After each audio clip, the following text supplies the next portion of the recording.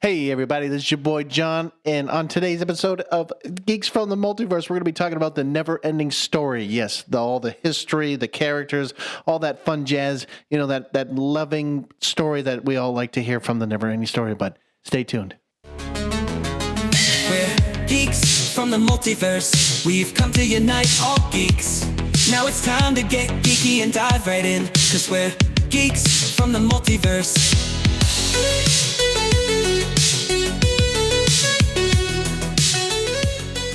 Hey everybody, again, this is your boy John, and always with me is Matty Boy. What's up, everybody? Yes, I know, a.k.a. Grumpy, Mr. Grumpy Beard, and yes, Captain Lustache up in here. Anyways, yes, so the NeverEnding Story, so I was talking to Matt earlier, right before we started this. It's been a long time since I've seen this movie. I mean, I remember watching it as a kid, growing up with it. Yes, I understand it was well before my time. If you really want to get technical on when this movie came out, because what was it? I was like mid 80s, right? 84. Yeah. Okay. So I was right about mid 80s. Yeah. Okay. Yeah. So yeah, no, I mean, it was one of those movies that I don't know. You get engulfed in it. And it just takes you on a journey, and you're just like, you just don't expect it.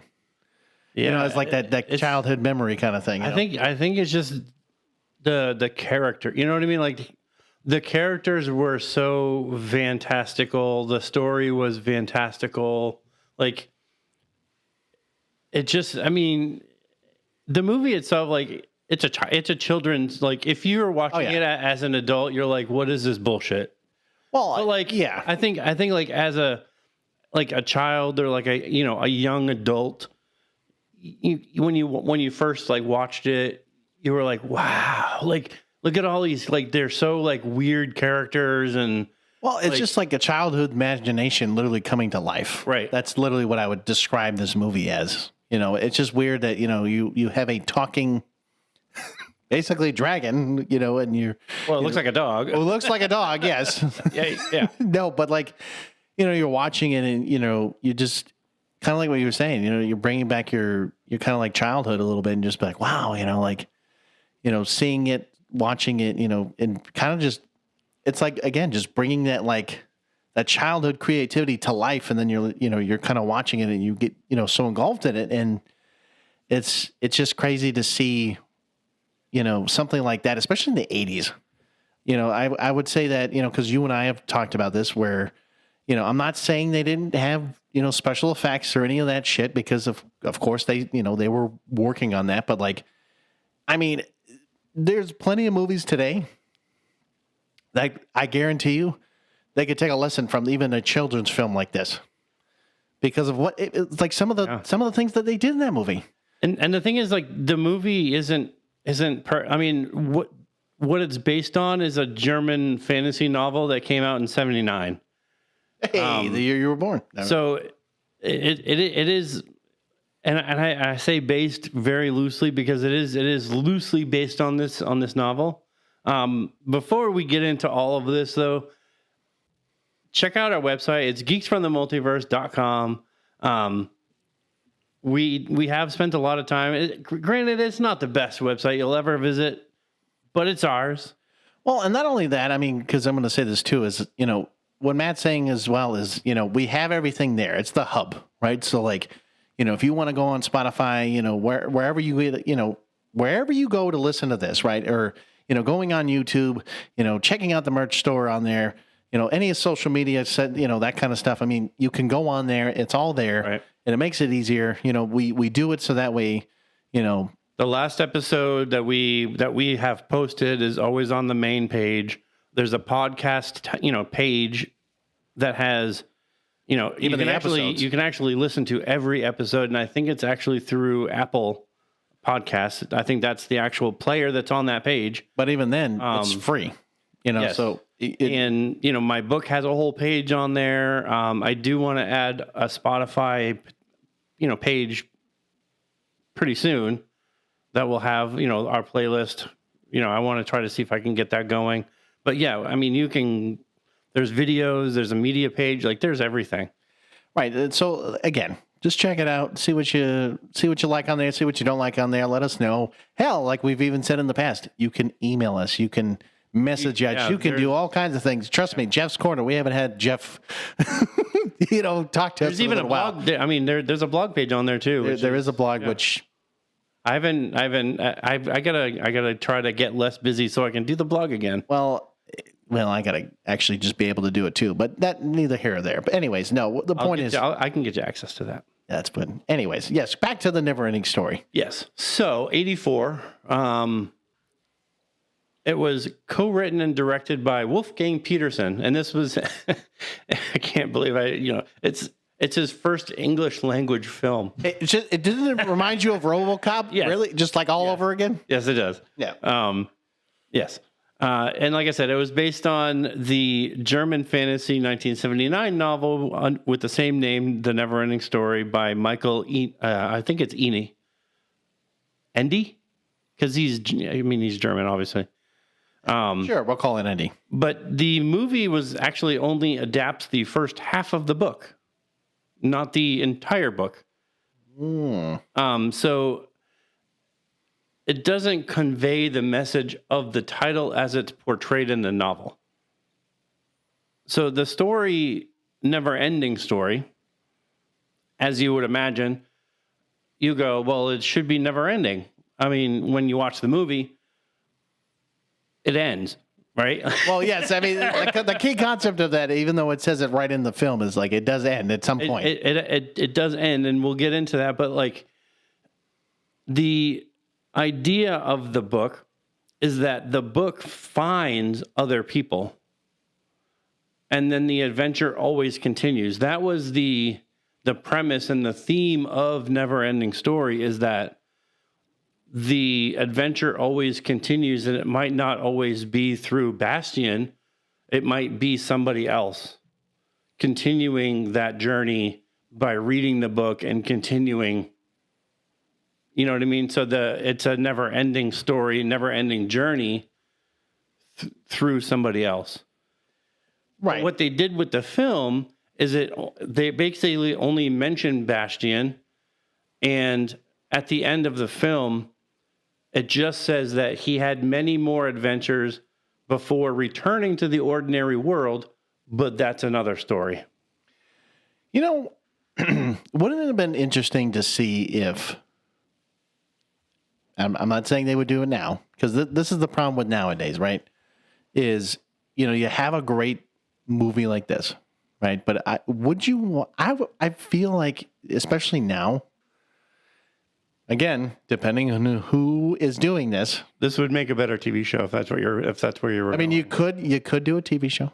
You're right. I mean, but I'm wondering if, wouldn't you want to do a movie like a remake or like a remaster or whatever you want to call it, right? Or like a revamping of it, and then doing a TV show based on that. I would stick to the high concept like TV shows like they've been doing with the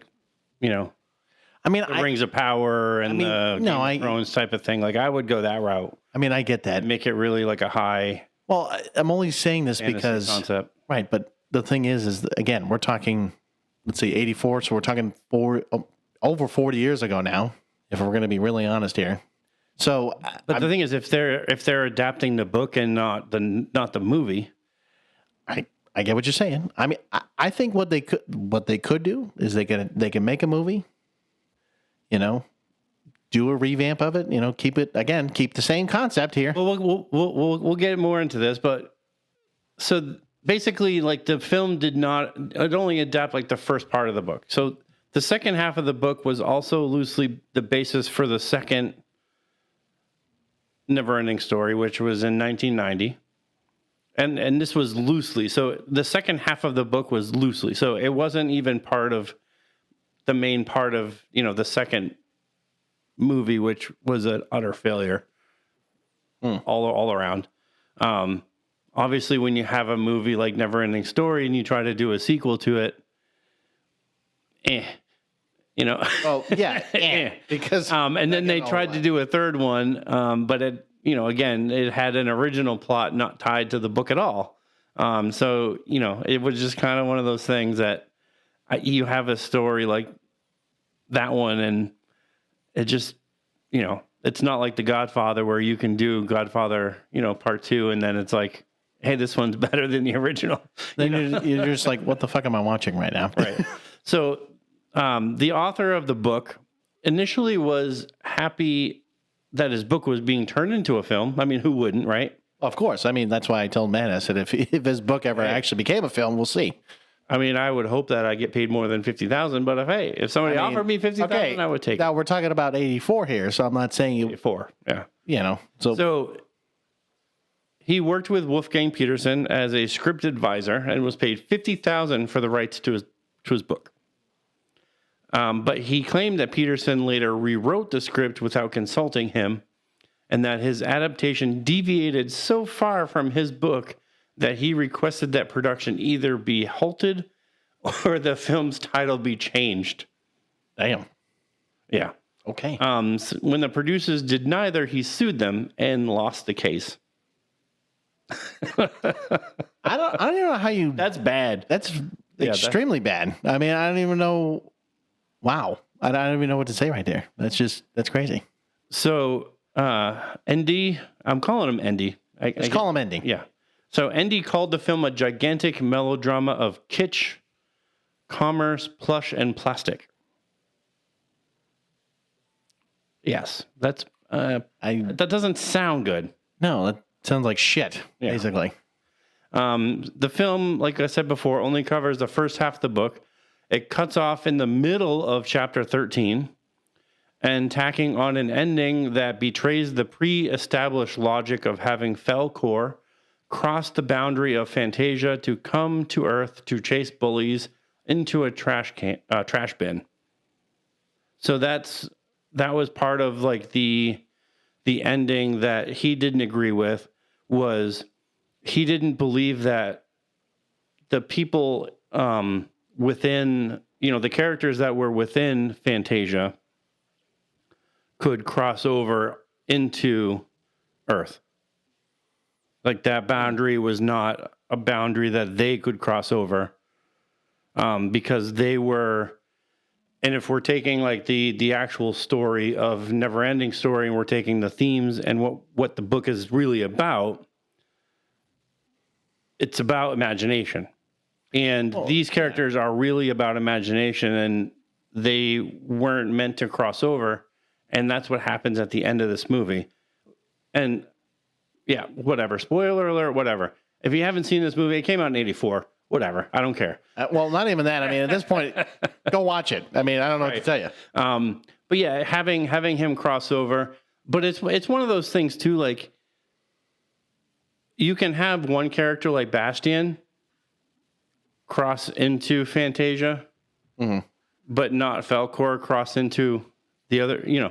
It's like you can go one way but not the other way. So I don't know.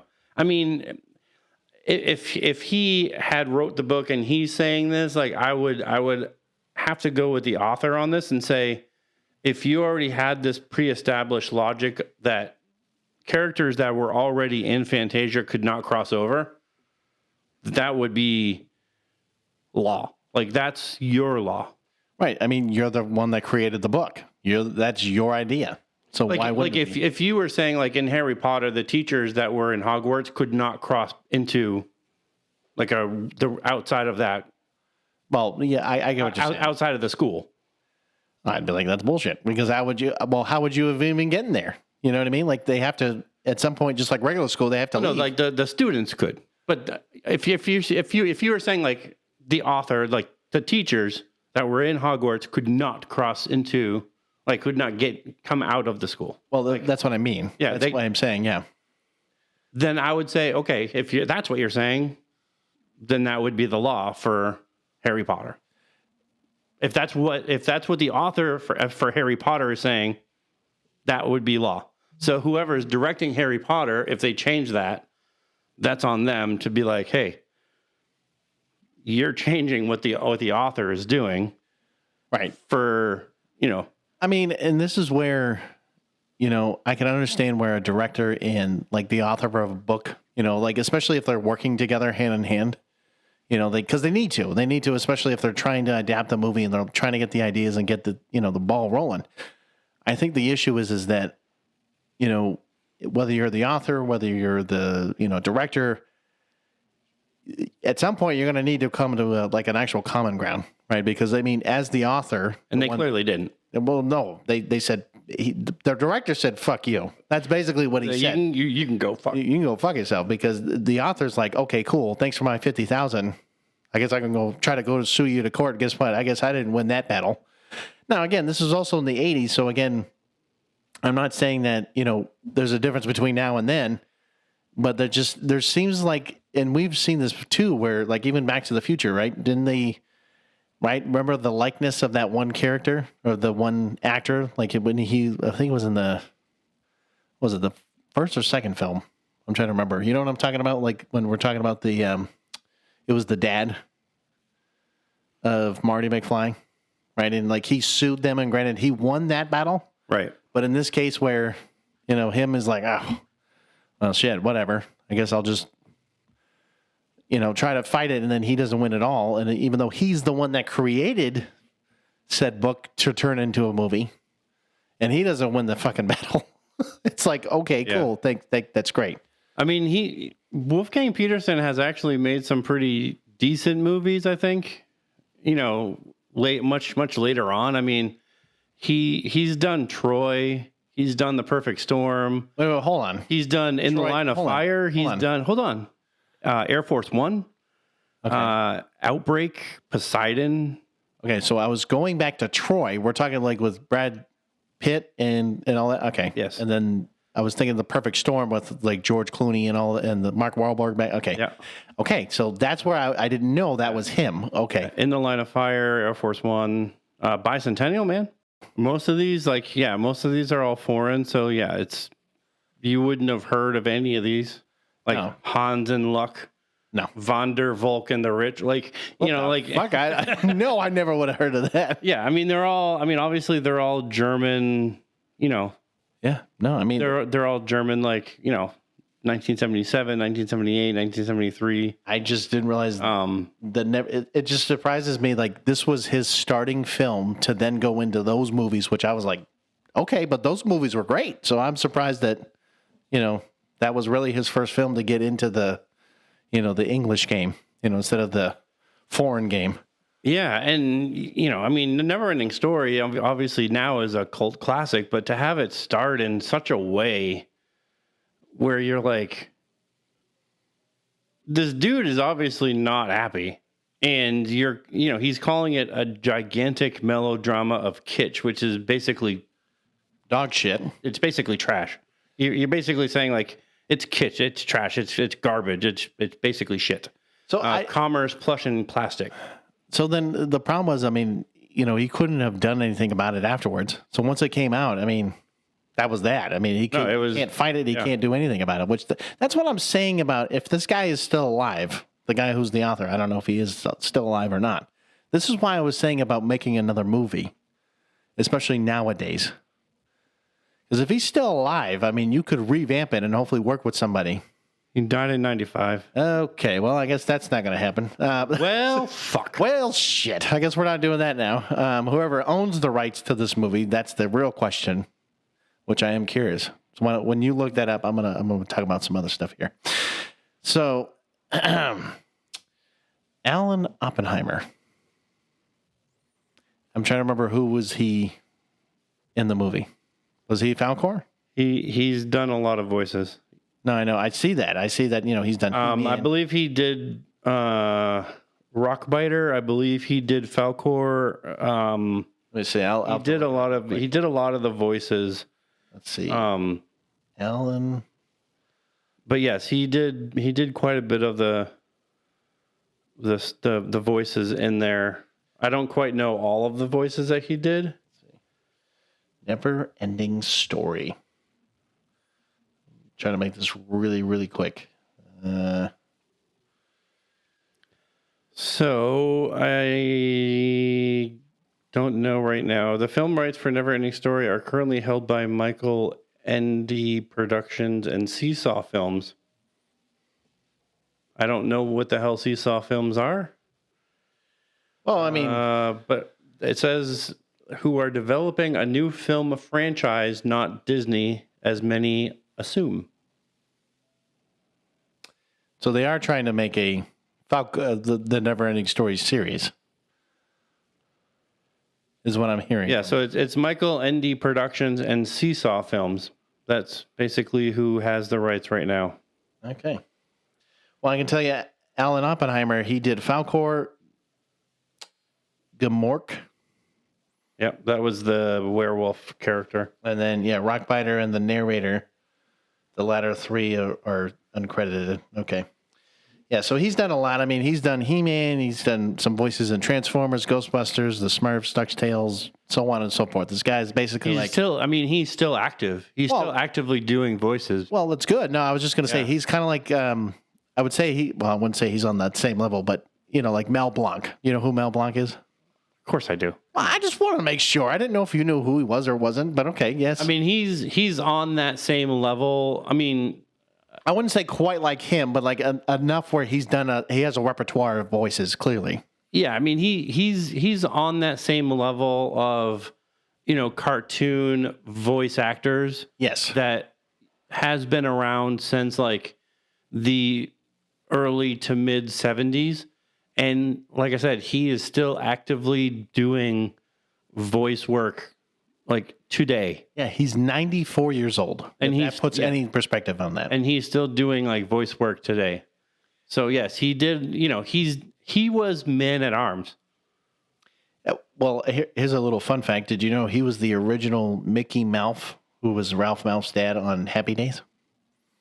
Probably. I don't know. Just kind of random. Really watch the show, but neither did I. But it was just. I mean, it's not like he was, Optimus Prime or Megatron or Bumblebee, but he was, he did play some Transformers. He wasn't one of the main Ghostbusters, but he was in he did do the cartoon Ghostbusters. I think he played one of the random Smurfs. So it's not like he was like main players on these cartoons, but like he was, he has a lot of these,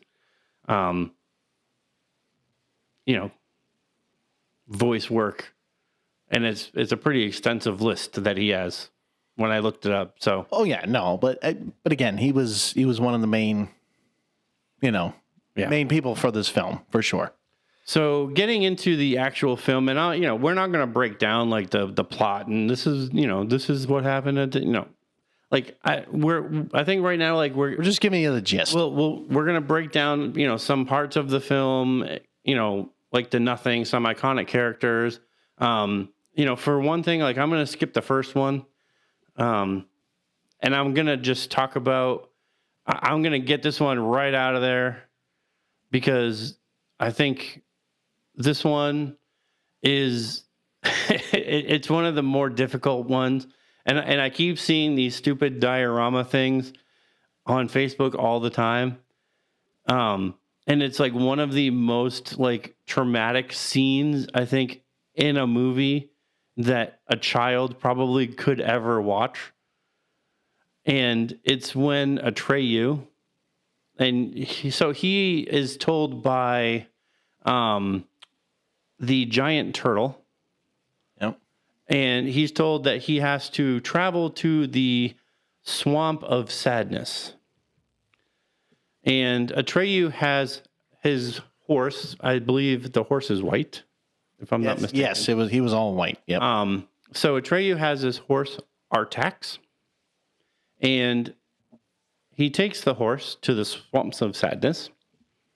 And as they're going through the swamps, I mean, the swamp is more of like mud, I guess, if you're kind of like remembering the movie at all. And Artax is just overcome by the sadness of the swamps and starts to sink.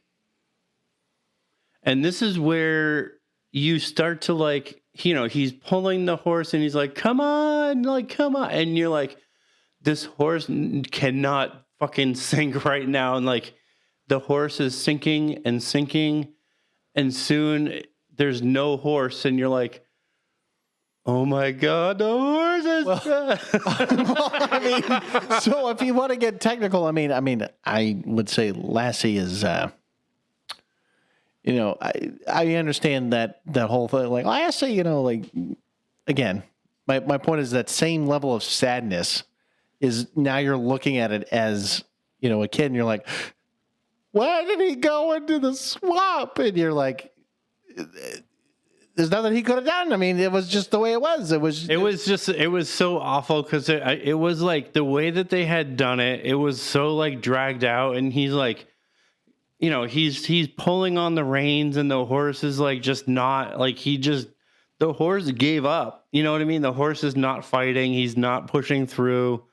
You know, and Atreyu is trying to like, you know, coax him out. He's trying to pull him out. He's like, you gotta fight. You gotta, you know, and it's such a tragic scene. And I'm not trying to laugh because it's really a tragic scene. But well, no, you're right. I mean, it's one of those things where, as a kid, you know, this is one of those movie scar moments for a kid. You know, like you're just like emotional damage. Like, no, it's true. I mean, you know, like you're seeing it as a kid, and you're sitting there like, you're like, why did that happen? And you're like,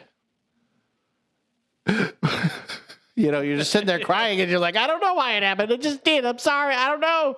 And you're like, wait, why? But no, I mean, it's also a pivotal part, you know, in some ways. It is a really pivotal part, but it's just one of the, it's an iconic scene, and it's one of the more tragic scenes that's in this movie, but it's just one of, I don't know, it's just one of those scenes that like it stays with you. You know, it's just, well, I mean, even now you're like, that son of a bitch. It's like, you had to fall in the swamp. And that's like the stupid diorama that I keep seeing. Like, I keep seeing it in Facebook, on Facebook, like when I'm scrolling. Like, I don't know why. Maybe because I'm doing the notes and like I'm looking at it on my phone. But like I'll see that like literal scene of Atreyu with the reins and the horse in the swamp, like just holding the reins. And it's like, why would I want to fucking look at that on a shelf? Like I could look at it and go, damn it. Oh my God, Artex. No, but it's just an iconic scene. But hold on, the more iconic character, I would say. I was gonna go with the Nothing, but the Nothing. Yeah, that was the first one. Oh, before we got into the iconic characters. Okay, all right, fair enough. Go ahead.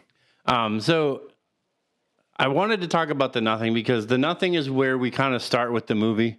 You know, we do start with these three really weird kind of characters. And we'll get to those characters because they have really weird names too. Of course, because everything about this movie is weird. But yeah, but we start with this like problem that Fantasia is having, which is called the Nothing. And what I truly believe that the Nothing is just the loss of imagination and the reality of growing up. Yep. You know, Bastian is told in the film by his father to basically grow up and to get his head out of the clouds. So in the film, you know, Bastian had lost his mother, and then the father and him are just trying to deal with life without the mother. So it's really like the father's trying to, you know, parent without the mother. And so Bastian's just kind of like space, you know, he's like space cadetting it at school, and yeah, he's basically like he's dream.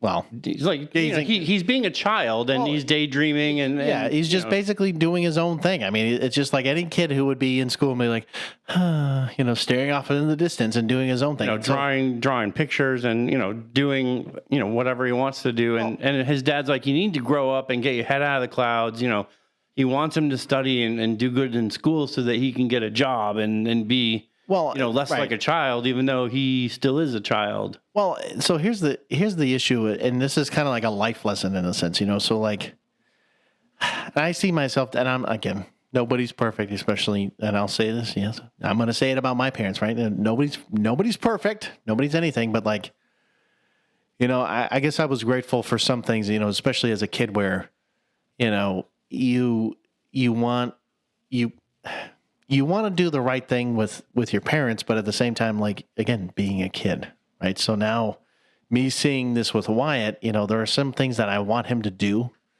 and I want him to like, yeah, you know, like not baby yourself anymore. Like, for example, like today, I mean, he was just crying nonstop. I kid you not, man. He was crying nonstop to the point where immediately if Allie walked out of the room, he was just crying nonstop. And I was like, you need to grow up. You need to stop. You need to stop having this emotional attachment all the time. Now, I'm not saying I'm this guy and telling this kid to grow up. What I'm saying is like, it, you know, and I know you know this, but it's the whole like the emotional part, especially like growing up in this sense where, you know, he's like, hey, I need you to grow up and start realizing that, you know, you can't always be daydreaming all the time. You have to face reality for what it is. And so like, you know, when we're talking about that imagination piece of this, where kids, you know, in a lot of ways, and this is where I feel like, you know, kids now, well, I don't know about nowadays, but I would say a while back, you know, the resiliency piece, right? You know, being able to bounce back from that situation, right? So like for him, you know, that was his way of dealing with it as a kid. And so, of course, his dad's like, oh, well, you need to grow up, blah, blah, blah. But like, you know, this is his chance to kind of like overcome that a little bit. But now I would say like even, you know, as a joke, but I always think of babies as being the most resilient beings on the planet because, you know, when they hit their head literally face first into a wall and you're like, damn, dude, like that must have hurt your face. And they're like, you know, they're walking it off and they're laughing about it. And you're like, what the hell is this shit about? Like, you know, like, or you can literally like hold a baby, like, you know, hold like a toddler, and literally just like put your hand on the side of their head and go, oh, you just hit your head, and then they just start bawling like, and it's like, you're fine. You did not hit your head, you dumbass. No, like, I know. Trust me, I know what you're saying because there are times I feel like that, and there's times where I'm like. Because it's the opposite, right? Because you go from like what you would expect for that to really hurt, like you would expect the reaction of them crying.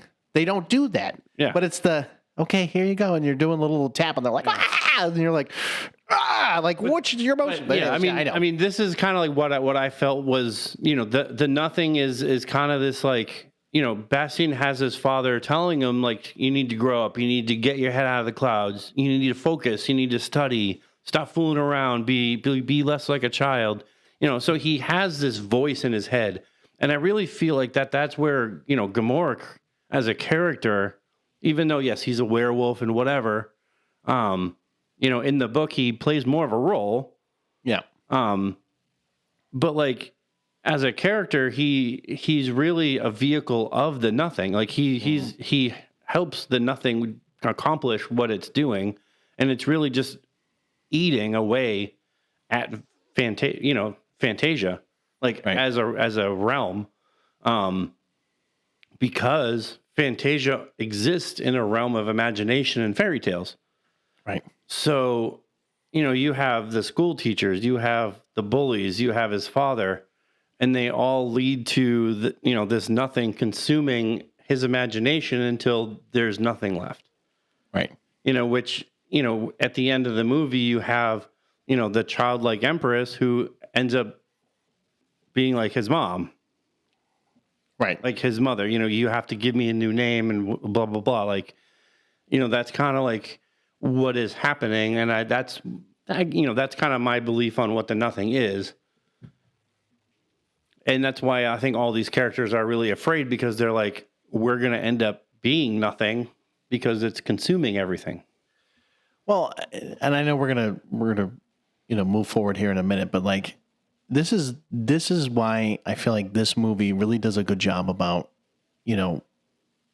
kids and their imagination and understanding that you don't want to ever stop them from doing what they want to do, right? So like I know as parents we always, like we were saying, we always want them to strive to be the best version of themselves, and as parents you want them to be better than you wherever, in that sense. And I was like, yeah, I do understand that, but I'd say this, it's like you want them to be the best version of themselves and hopefully whatever they want to do, not something that you put on them, because I know some parents are like, oh, I want them to be a doctor.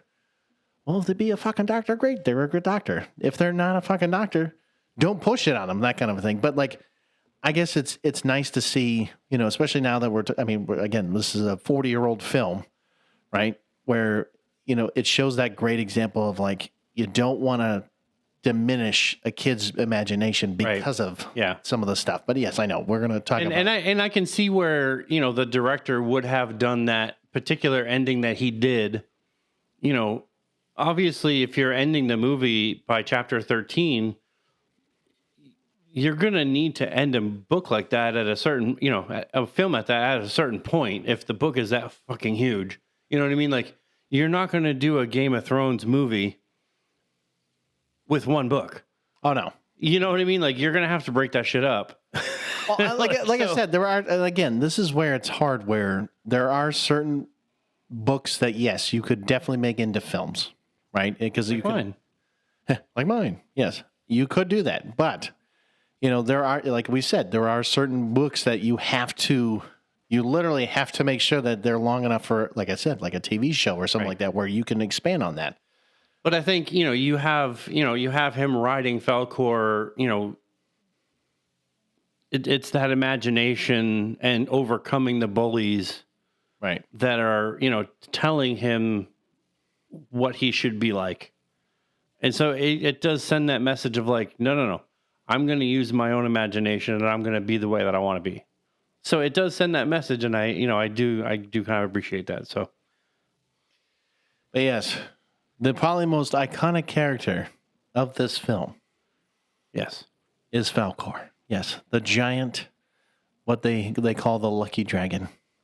But yes, Falkor, this beautiful, magnificent creature that has dog-like hair all over its body. It is almost like hair, but it's like sparkly scales. Well, true, but I almost thought it was like, but it was like like a shaggy dog. That's what I was thinking at first. You know what I mean? When you see it. Yeah. I do understand the whole glittery, piece to that, but like, the face is the most goofiest looking face you could ever see. Oh yeah, no, it definitely is. Yeah. And then he's got the most floppiest ears, like any dog would have, in that sense. But like, you're looking at him like, so what's weird is like when you look at him, he's like, what am I looking at? And you're trying to figure out exactly what it is and so forth. But one of the most wisest characters out of them all. Yeah. So like, you don't expect it when he speaks. And he likes to get scratched behind the ears. He's like, yeah. He gets all that, and you're like, and that's part of the reason why I feel like you're a dog. Just a flying dog, but that's fine. Yeah. No, I think, Falkor, right? So like, yes, he, like I've said, he was a luck dragon, looks like a part dog, part dragon, talks. So this is where I didn't realize the original name of himself, which this one I had to kind of pronounce before we started this, but Fukuryu is Fukuryu. Oh, sorry, Fukuryu. Never mind. Yeah. At least it's not Fukuyu. Well, and that's where it was changed in the English transition because they realized Americans, when Americans tried to pronounce Fukuryu and the way that it's spelled, most Americans, like when you pronounce it in English, it just sounds like Fukaru. Or fuck you. Yeah, like and that's yeah. It sounds too much like the F word when they try to pronounce it. So that's why it was they had changed it to Falkor and not kept it, Fukuryu, because nobody would say it right. It's Fukuryu. It's Fukuryu. It's Fukaru. Fukaru, Fukayu, Fukaree. It's Fukayu. Well, see, that's why you would be doing it. Yeah. But yes, Falkor was wise. He was always optimistic, dignified, and a friendly, sophisticated, it being from Fantasia. So yes, so I'm not kidding. He would give good advice. Some of his lines were just great advice, and you're just like, wow, could you just mention that shit to me later on in life? That'd be great. Because like as a kid, you're not thinking about some of the words that he's saying, but at least as an adult, I haven't. Again, it's been so long, but even some of the lines it's been, like I said, a long time, but I'm pretty sure there's some lines that he said that literally as an adult, you'd be like, wow, you know what? That's pretty profound. Yeah. I appreciate that. Maybe I should, keep that in my repertoire when I'm, being a dumbass. You know, like, you know, because again, as a kid, you're not listening to that. You know, as an adult, you're like, wow, you know, Falkor, you know, you make total sense, my friend. You know what? I need you to come hang out with me for a little bit. Maybe we can change some things up. You know, give me some different advice. That'd be great. I'm looking at the pictures of Falkor. It's so stupid. You'll see. That's my point. Yeah. So he says, you know, so he gives people advice. When they have lost hope in many things they set out to do, whether in a quest or for what they seek, or even in some cases, people and beings have given up altogether and just lost faith. So, I mean, see, like, that's what I'm saying. Like, he would be the perfect companion, man. Like, he would be your go-to guy. Like, okay, hey, what the hell do I do, man? Like, well, how am I going to get out of this situation? Yeah. Like, literally, he would be like, oh, well, let me tell you. You know, I can't remember his voice. He had a deep voice from what I remember. Yeah, it was pretty deep. It wasn't like a, hey, guys, how you doing? No, it was very like, hey, you know, like, I can't even do it. Matt would probably do better than I would, but... So yes, mostly during the Nothing's destruction of Fantasia, he helps Atreyu along the way of his quest to stop the Nothing. Because yes, as we mentioned before, Artax, because I'm pretty sure that was in the beginning, right? That was in the beginning, that part, or towards the beginning. Yeah, I mean, it was because you don't quite meet. You don't quite meet Atreyu. I mean, you do meet him like in the beginning, but like he gets to the Southern Oracle first. That sets him on that mission, and then he meets the turtle, and the turtle sends him to the swamps. You know what I mean? Gotcha. And then there's that weird mirror thing. Yep. Well, I mean, and again, I mean, he doesn't technically meet Falkor until a little bit after that. Yeah, he meets Falkor when he gets poisoned. Yep. And then that's where they meet Engiwak and Urgle. Those are the quarrelsome gnomes. And I think he's like kind of behind their house, if I'm not mistaken. You're probably right, but again, I'd have to, you know what? I got to clearly rewatch it because there's some parts of it I don't remember. But yeah, they were like a married couple. Urgle was, yeah, if you've watched any movie in the 80s, yep, any movie in the 80s where there was a loud, obnoxious, blonde-haired, you know, married couple. Yep, you mean the wife, but yes. She, like, this actress was the one that was always that, like, typecast. like in... Stick out the trash! Bill Murray was in a movie, I think it was called Scrooged. And she played the ghost of Christmas Past. In that movie. Okay. But she was always kind of the same kind of typecasted character. Engiwak was an older guy. I don't quite know his name. I don't know the two actors' names but they were the married couple. They were always kind of arguing back and forth. So the name, Engiwak was Sidney Bromley, and Urgle was Patricia. Hayes. Yes, and she's been in a lot of stuff. Oh, yeah, okay. So yeah, Engiwak was a research scientist. He studied the Southern Oracle and the Three Gates for most of his life, but never entered any. Engiwak can observe the Riddle Gate, also known as the Sphinxes, from his telescope on a hilltop overlooking the first gate. He instructs him about the three gates that lead to the Southern Oracle. His wife Urgle often gets in his way while brewing potions in a large cauldron for healing wounded people. And she's the one that removes the poison from Atreyu. Okay. So, there you go. Yeah. I mean, yeah. I don't even know what to say about that. Yeah. But yeah, the very first three people that we meet in the film, are these three characters. They're meeting for the same reason. They're meeting because they're all traveling to meet the Southern Oracle because their tribes or where they're from are trying to get advice of what they're doing about the Nothing. So I will start with, and I'm not pronouncing this. Oh, I would love for you to pronounce it since I had to read it. I am not pronouncing this dude's real name, but in the movie, I believe they don't even say his name. I think they call him Rockbiter. So how about this? I'll give it a shot. Okay, I'm going to give it a shot. Now, granted, I could be chopping this up. So the real names of these three, or is it just Rockbiters? I think it's just this one Rockbiter. Okay. So I guess his real name, from what I can pronounce it, was Bjorn Kraxark. That's probably pretty accurate. That's how I would probably Bjorn say Kraxark? it. Yeah, Bjorn Kraxark. But yes, he is Rockbiter. He's basically a large creature made of stone. And I believe what he was, I don't know if he was driving it or if it was more of a bicycle. Like, I don't think he was dry. I don't think it was like dry. I think he was like pedaling it. But he was pedaling like a large kind of like stone bicycle type thing. But he used a large creature that's basically made of stone. And they're named this due to their diet of rocks and stone.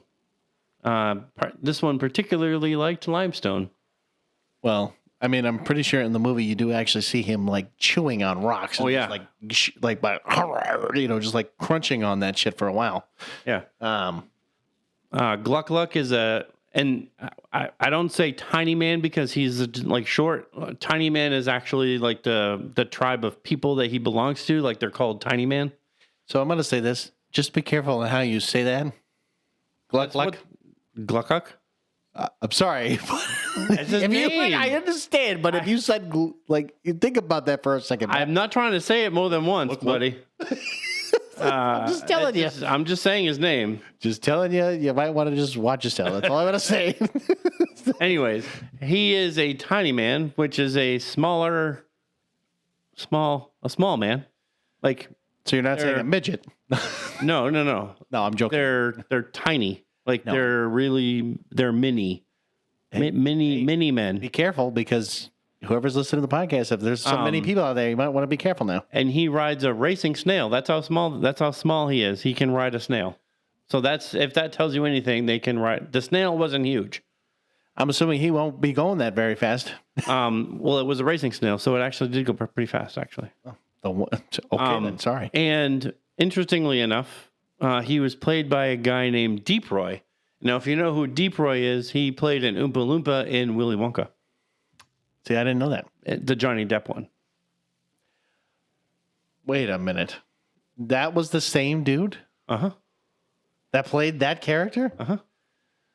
No shit. I did not think he was the same one in Johnny Depp. I was thinking like the original. I'm not thinking the newer one. Because they're all the same. It's the same guy. He's just doing other things. Yeah.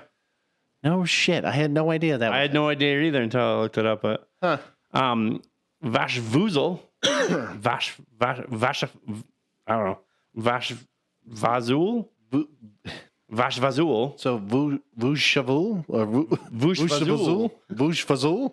Sounds like an Italian soup. Hey, Vush Fazul. I have the Vash Vazul, the Vush Vazul. Azul, hey.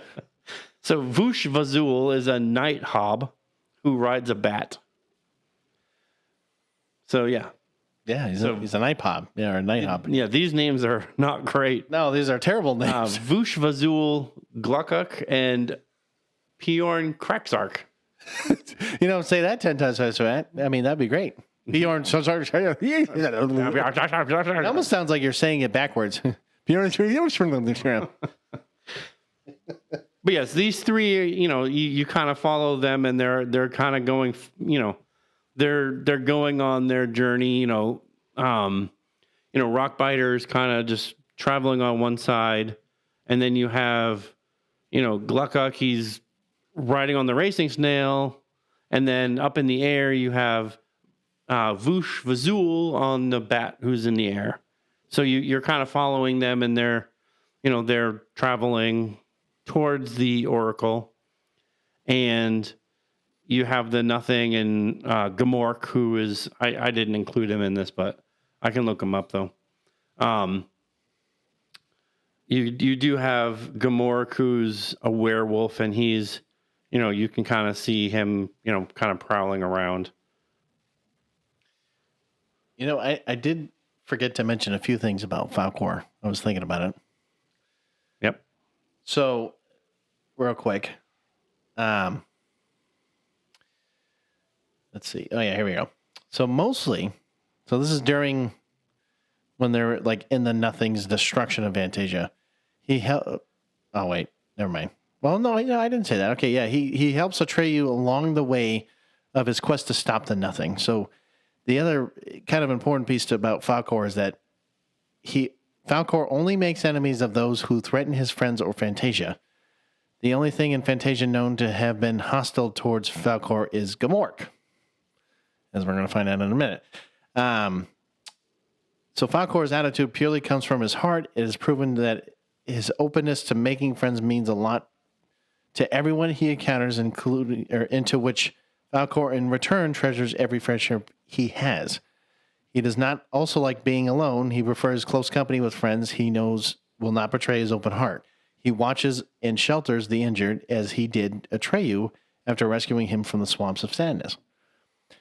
So, I mean, this, again, I know we're kind of going back and forth here, but like Falkor to me is like, he's like your loyal like your ride or die friend. You know what I mean? Like, he'll be there. He'll be there from wherever the hell you need him to be. And so like you fuck him over, I can only imagine what he would do to you. And like that's the kind of thing though. It's like, when you got a creature like this who's willing to make friends and you want to fuck him over kind of a deal, like you really want to piss him off. But all right. Anyways, go ahead. Let's talk about Gamork. Yeah. So Gamork is it basically says that he's a servant of the power behind the Nothing.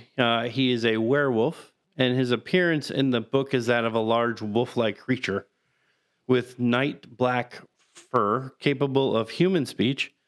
But the film gives him blue-black fur with luminous green cat-like eyes, as well as more fangs than an ordinary wolf would have. He and other dual-natured creatures like him are able to travel between worlds, changing into a...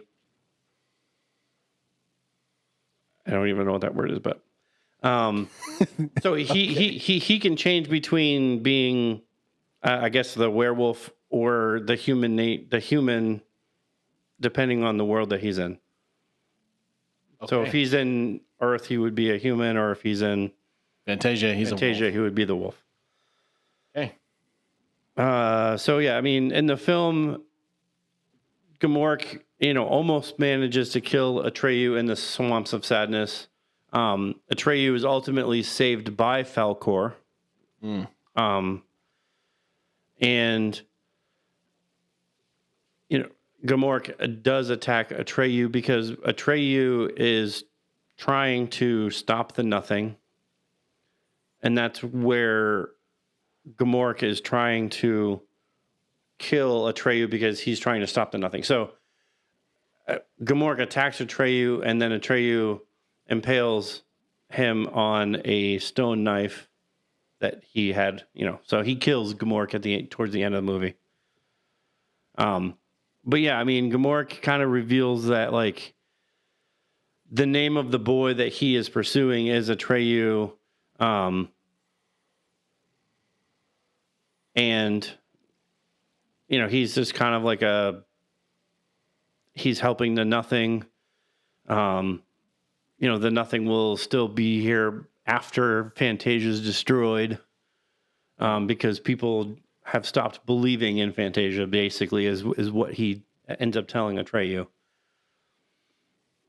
Well, and that kind of brings back to the main point of what we've just been talking about. I mean, kids' imaginations, like, being able to, think of things that, even as adults, we don't always think about because we're not we're thinking about, unfortunately, the reality of our situations, of our lives, of our, our well-beings, of, whatever, so on and so forth, where kids, they don't have to worry about all that, right? They have to worry about themselves and, figuring out their own, let's say problems within themselves or whatever. So, that's where that life lesson comes into play, and so when you're looking at that, like, hey, saying, okay, well, Gamork's saying, hey, guess what? Whether you kill me or not, this shit's still going to be here. Well, after all this stuff is going to happen. Yeah. It's the truth. I mean, whether we like it or not, so when we joke around too about, Matt and I always talking about how, when we're playing video games, we're escaping, right, our real world problems. Don't get me wrong. I know all about real world, problems, but at the same time, nobody likes to deal with them. You'd rather just escape and go into another reality or go do something else. So, when you're a gamer, if you're this and that, like, I would say, a kid's imagination, like, that's great. You know what? You go do you, especially when you're younger. Like, don't always think you need to have technology. You know what I mean? As adults, unfortunately, I hate saying it, but, as we've gotten older and, technology has advanced, yes, that kind of helps our creativity again. It helps kind of imagine our, what we want to be in, kind of a deal. So, like, when you're, talking about like a kid's imagination versus an adult, unfortunately, we're not in that mindset anymore. And so here we are talking about this, but it's a good life lesson to learn from this as well. Well, and I'm kind of reading this like interesting back and forth between Gamork and Atreyu. And, he's kind of like telling him like, who are you? And he's like, I'm Gamork. You have the honor of being my last victim. And he's like, I'll not die easy. But he's kind of saying like, Fantasia has no boundaries, and he's like, you're lying. But he's like asking him like, why is Fantasia dying then? And he's like, because this is Gamork, because people have begun to lose their hopes and forget their dreams, so the nothing grows stronger. And Atreyu goes, what's the nothing? And Gamork goes, it's the emptiness that's left. It's like a despair destroying this world, and I have been trying to help it. Atreyu says, but why? Gamork says, because people who have no hopes are easy to control, and whoever has control has the power. And Atreyu says, who are you really? And Gamork says, I am the servant of the power behind the nothing. I was sent to kill the only one who could have stopped the nothing. I lost him in the swamps of sadness. His name was Atreyu. So ain't that some shit? Like, well, some deep level shit. That's what I mean. I know. Like, people. This is a kids movie. Because people who have begun to lose their hopes and forget their dreams, so the nothing grows stronger. It's the emptiness that's left, like a despair destroying this world. And I've been trying to help it, because people who have no hopes are easy to control, and whoever has control has the power. Again, this is a kids movie. This is a kids movie. Damn. I'm just saying, like, this is, I mean, as adults, we're like, oh, this is, you can understand that now because you're understanding all this stuff. But like, as a kid, you're not knowing any of that shit. No, I would not have, I can say when I was watching this when I was younger, I never would have picked up on any of this. It was like, none of that this shit is a either. really cool film. Like, it's really crazy and the characters are real crazy and wild. Their fucking names are just ridiculous. Yeah. But yeah, and when you look at this stuff, you can actually read it and you can see what the actual story is about. You can actually see like, wow, like this is a lot deeper than it just being some weird fantasy story. Right. Of, this weird thing called the nothing just eating this, weird fantasy realm, and this kid reading a book in a school attic and being part of this weird realm. It's like, what the hell is going on half the time when you're reading, you know what I mean? Like, you're reading the story and it's like, I don't know sometimes what's going on. Like, is Bastian part of the story? Is he not part of the story? Sometimes he's heard, sometimes he's not. Now he's in the story. Now he's like, what is going on? But like, now you're like, oh, this is like deeper than that now. Well, and it's crazy to to see this now, right? Like you just said, I can definitely tell you as a kid, no, nobody, I think even if you were to watch this as a kid, you cannot tell me you would have understood that on a deeper level. No. I mean, there's very few kids that probably would, but I'm like, as most kids, I would say you would not understand this until you got much older and understood a little bit more about the world, about what he's actually saying in reality. And I can say whatever remake, if you were going to do it, if it did not have this theme, you're doing it wrong. No, like I told you, I mean, you have 100%. Ready? You have the fucking blueprint. Fucking do it.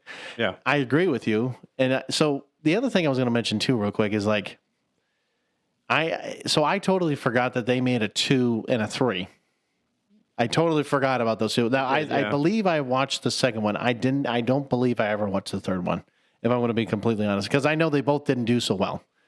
But I mean, it was surprising to me that, they even did the trilogy. But so I would think that, me personally, if I was, this is just me, because I know you're going to say something. I know you're going to say just do a TV show. I say at least do one movie and then do a TV show. And I'm only saying this. I would completely disagree with that. But I know you're going to completely disagree with that. I understand that. I would say I would keep the first movie. Like, if you want to have that same style, if you're going to have a movie, keep that same style of the movie. I agree with you there. What I would do is use the first movie as your literal Bible of, we have this first movie. I would almost completely ignore the second and the third. Absolutely. You take the NeverEnding Story. You take what happened in that movie. Mm-hmm. And then you look at, okay, let's develop a full show. It's not about Bastian. It's not about, it's obviously Atreyu. It's obviously Gamork. It's obviously like Vashvuzel and all these other people, because they're Fantasia. Right. They're the characters. Like, they're what's happening. The story can morph. I think the story could morph. I think that nothing could change. I think Gamork could be different. You know what I mean? Like, the story could morph in different ways depending on what that individual person that's reading is dealing with. Right. So the reason why I was saying about the movie idea first and then the show is because you could literally what you just said for the movie. Or sorry, for the show. I mean, you could do that in the movie, and then basically right at the end, since we're just talking about how the fact that at the end of the movie said, and the story continues. You could use that as part of, like, literally moving forward from that and developing stories to build the show. I think you water down what would happen in a full show because there's more character development, and you can do a whole lot more than you could do in a movie. I mean, right, but I mean, if even if the movie was just to... And if the movie sucks, it's done. Like, you're not doing a show, you're not doing anything else. Okay, and even if you did the show, it probably would suck, depending on which way you went. But at least you would have a lot more of an opportunity. It would depend. And you're not spending millions of dollars. Well, you would still be spending millions of dollars on a show, but... Well, it depends on which studio you go to. You would have a lot more chances at, doing at least 8 episodes as opposed to maybe a 2-hour movie and having it completely bomb. Again, and hold on a minute. You and I both know Hollywood doesn't do shit. They just pick whatever fucking thing they want to do, and they say, we're just going to go with that, and then call it a fucking day because they don't want to listen to the blueprint or, try it out. But no, they just want to redo everything because they know best, because they know exactly what... Ready? What was it? Who was that one person, Matt, who said, we know the fans. We understand what they want. Well, you're also you're also saying Disney, and you're also saying like some I'm saying a lot of, correct. We're also talking about Michael Ende production and Seesaw films, which I've never fucking heard of. Well, correct. But my point is I'm pretty sure they're not fucking Disney, and they're not like Marvel. But they're still Hollywood, is what I'm saying. So unless they want to prove us wrong, and they actually say, hey, we're actually going to, follow the script here and follow the blueprint of what we have. And you know what? It's been 40 fucking years. That's what I'm saying. So my point exactly. They've had plenty of years to do a never-ending story, whatever. I'm just telling you, and then guess what? If they fuck it up, then you're like, you had 40 fucking years to literally play around with this shit, and now you want to do it, and now you want to fuck it up more, and that'd be like, well, just go watch the original. I seriously doubt we would get anything soon. Well, it said, because I was looking at it, it said something about 2024. There was I guess there was some kind of trailer. I don't know if it was like, I don't anything, but I would not. Oh no! I mean, at this point, hell, it could get scrapped. I mean, that's where I could see this going right now because it'll end up like a Blade. It'll just be put on a shelf somewhere. It just sits on a shelf, and then I think Marvel actually. I heard something about it actually getting canceled. I fucking never mind. We're not going to be talking about that. But all I can say is that's why. How you cannot do a fucking vampire? I mean, I know we're going down a rabbit hole. Let's not do that right now. Let's not do that right now. But anyways, so yes, the never-ending story. Imagination and everything else. I mean, there's definitely some lessons you can learn from this, especially as an adult. I will say that as a movie, I agree with you. It's one of those things where, I can't wait. I wouldn't do it now, but I would say probably when Maya gets a little bit older, absolutely, I would play this movie. Just to see his reactions. See this floppy, dragon thing flying in the air with Atreyu who looks like an Indian, on his back or whatever. But like, you get that same kind of feeling when you're a kid. So watching it now, I can't wait to do that with him and be like, hey, what do you think about this? Like, do you like this? Hell, I mean, if there was I'm not gonna lie, if there was a Falkor, plush doll, oh yeah, I don't know why. There probably is one somewhere. I'd be curious because I would love to see if there was one that watch it be like life size, the entire house or something like that. Yeah, I don't think there's one. No, I know. I probably wouldn't be. No, but I mean, I would say it probably decent size depending on what whatever they do. But anyway. I'm sure Amazon, somebody must have made one somewhere. Oh God. And Matt's like, okay, Falkor life size. Oh, he's looking it up right now. Anyways, now I all I can say is that, NeverEnding Story, definitely one of those movies where, it's just it's a classic in itself. And, you watch it, you have a good time with it. You definitely learn a lot from it, especially as an adult. But, I can say now I'm actually more excited probably to go watch it again. To be honest, I really do want to go watch it again because honestly, I guess I'm just missing out again, because it's been so long and, just trying to like seeing some of those scenes again. Like I would love to just play, oh yeah, okay, now I know what you're talking about again. Because again, it's been so long. Oh, let me guess. Is there actually a real? Yeah, this one says it's handmade. Oh God, handmade plush. Hold on, was it like that C-3PO, like life size? The one I was talking about. It actually, I mean, it looks kind of creepy, but oh, that's great. I guess you'll have to show me that because I'd be curious on that. Looks fucking weird. Okay, you'll have to show me that. But anyways, yes, we've been talking a lot about NeverEnding Story. Next week we're going to be talking about Manny Boy.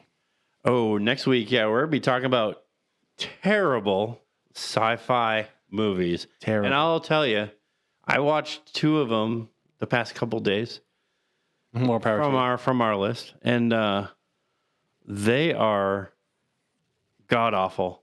So we're going to be talking about some really, really awful, terrible sci-fi movies. Can't wait. Yes, cannot wait. But yes, as we've already mentioned before, you can already check out our website, do all that fun stuff. Go on social media, check out the merch, do all that fun stuff. Hopefully this summer we'll be probably updating some merch. I think we'd like to, get some summer themes going. Again, any ideas you want to, hit us up with, let us know. But until the next time we meet again. Stay geeky, 'cause we're geeks from the multiverse.